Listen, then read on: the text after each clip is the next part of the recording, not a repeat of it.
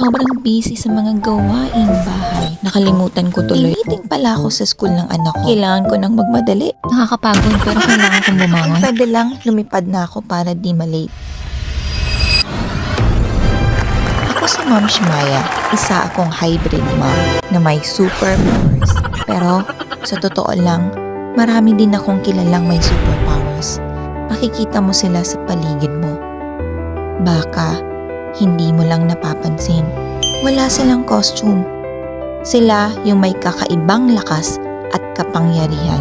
Kahit minsan, masama na pakiramdam, mas pinipili pa rin bumangon at magsilbi sa atin.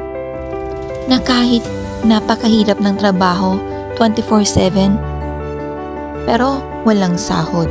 Para bang wala silang karapatang mapagod. Higit sa lahat, handa silang magbuwis ng buhay para sa atin. Ang mga taong yan ang totoong Wonder Woman na tinatawag nating Super Moms. Yakapin mo sila at pasalamatan dahil walang kapantay ang pagmamahal nila sa inyo.